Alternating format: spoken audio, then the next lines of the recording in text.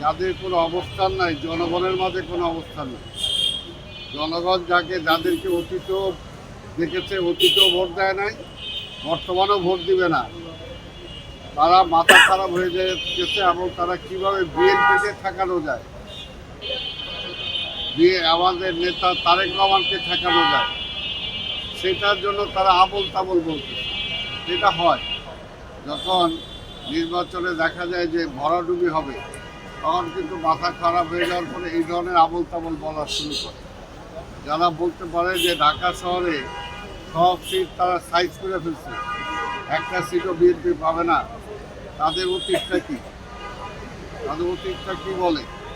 বিএনপির সাথে যখন ছিল তখন জামানত পাইছে, আর বিএনপির সাথে যখন ছিল না তখন জামানত হারাইছে। আর ঢাকা শহরে অতীত বিএনপি সবগুলো সিট পাইছে, সবগুলো সিট পাইছে, তারা কয়টা পাইছে? এর জন্যই আমরা এইটাকে কোনো কিছু মনে করি না। নির্বাচনে দাঁড়াইলে যে প্রার্থী দেখা যায় যে 100টা ভোট পায় না, সেও বলে আমি বিপুল ভোটে জিতে যাই, এটা বলে।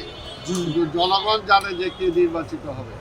আমরা আশাবাদী, কারণ এই দেশের মানুষ একসময় দেশের ক্রাইসিসে শহীদ রাষ্ট্রপতি জিয়াউর রহমানকে তারা এনে নেতা বানিয়েছিল। জিয়াউর রহমান কিন্তু মার্শাল্লাহ বা কুকুরে ক্ষমতায় আসে নাই, তিনি জনগণের সমর্থনে এই দেশে ক্ষমতা এসেছিল এবং জনগণের ভাগ্য পরিবর্তন করেছিল। ঠিক তেমনিভাবে এই দেশে যখন আবার গণতন্ত্র ছিল না, তখন কিন্তু এই দেশের মানুষ আবার বেগম খালেদা জিয়াকে এই দেশের ক্ষমতায় নিয়ে এসেছিল এবং তারপরে বেগম খালেদা জিয়া এই দেশের গণতন্ত্র ফিরিয়ে দিয়েছে। ঠিক তেমনিভাবে আজকে এই দেশে যখন গণতন্ত্র নাই, এই দেশের আজকে ব্যবসা বাণিজ্য আজকে বন্ধ হয়ে যাওয়ার উপক্রম, আজকে বেকার সমস্যা বাড়ছে, আজকে আন্তর্জাতিকভাবে বড়ভাবে বাংলাদেশে একটা ভালো অবস্থায় নাই। ঠিক সেই অবস্থায় এই দেশের মানুষ মনে করছে আরেকজন নেতা দরকার, এবং সেই নেতা তারা চয়েস করেছে ইতিমধ্যেই যে সে নেতা হল তারেক রহমান। কাজে ইতিমধ্যেই জনপ্রিয়তার দিক দিয়ে তারেক রহমান এখন সর্বোচ্চ স্তরে অবস্থান করছে। আপনারা দেখছেন বাংলাদেশের যেখানেই যাচ্ছে, ঢাকা শহরে যেখানেই যাচ্ছে, জনগণ উঠে পড়ছে তাকে দেখার জন্য।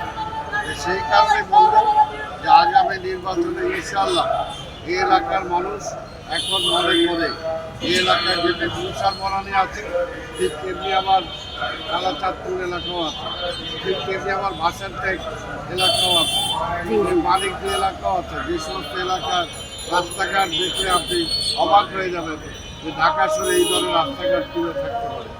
কাজে তারা উন্নয়নের জন্য, তারা গ্যাসের জন্য, তারা রাস্তার জন্য, পানির জন্য, পয় পরিষ্কার প্রণালীর জন্য তারা চায় যে আগামী দিনে একটা প্রধানমন্ত্রীকে তারা ভোট দিতে চায়, তারা এমপিকে ভোট দিতে চায়। তারা প্রধানমন্ত্রী যদি নির্বাচিত করতে পারে তাহলে তাদের সমস্যাগুলো অতি দ্রুত সমাধান হবে।